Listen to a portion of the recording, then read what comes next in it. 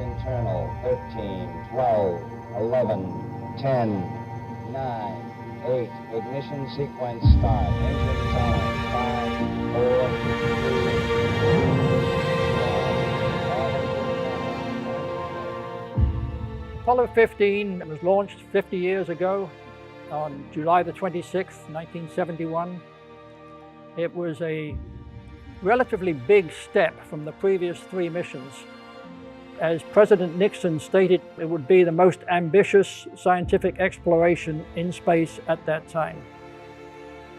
The 3 astronauts were Commander David Scott, Command Module Pilot Al Worden, and Lunar Module Pilot Jim Irwin. The Lunar Rover was an electrically driven, bare-bones car to allow the astronauts to cover much greater distance on the moon than the previous 3 flights could accomplish. This is really a rock and roll ride, isn't it? Never been on a ride like this before. Oh boy.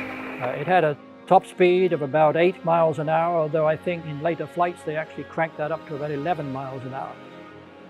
Scott and Irwin spent 3 days exploring the Apennine-Hadley region in the Lunar Rover.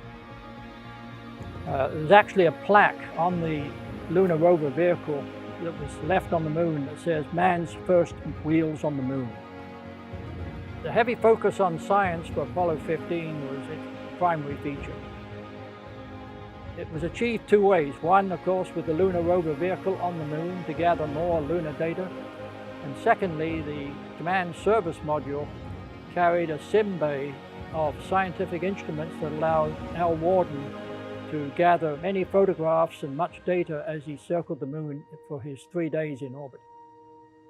One of the interesting experiments that Scott performed on the moon was to demonstrate Galileo's theory that 2 objects will always drop at the same rate in an airless environment.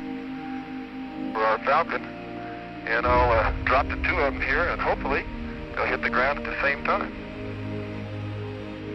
How about that? Scott and Irwin, while they were doing their lunar rock studies on the moon, came across a single rock that was determined to be over 4 billion years old. It was called the Genesis Rock. Scott and Irwin spent over 18 hours on the moon, the longest time of any of the Apollo missions at that time, and gathered 170 pounds of lunar material to bring back. They also set out the Apollo Lunar Experiments package. In a private moment, Commander David Scott laid a small aluminum statue of an astronaut on the moon to memorialize the 14 astronauts that had died in the US and Soviet programs. The Lunar Rover had a TV camera on it, and for the first time we were privileged to see the ascent stage take off from the moon. After Scott and Irwin were back in the command module, they continued to orbit the moon for 2 days, and during that time deployed the particle and field satellite. During the flight back to Earth, one of the most important tasks required of the crew was for Al Worden to EVA from the command module and capture the cassettes that recorded all the data that he'd accumulated during his orbits of the moon. That was the first time at 197,000 miles from Earth that man had ever done a deep space EVA. During re-entry, the burning reaction control system fuel burned through the risers of one of the chutes, and that chute streamed and effectively became about 1/5 of its normal capacity. Apollo 15 landed on 2 chutes. It was designed to do that, but it did mean a hard landing, but a safe landing. Apollo 15 broke several records.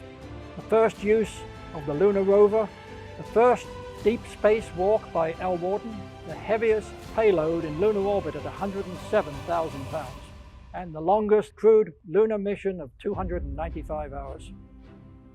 Apollo 15 achieved all of its objectives and accumulated a wealth of scientific information.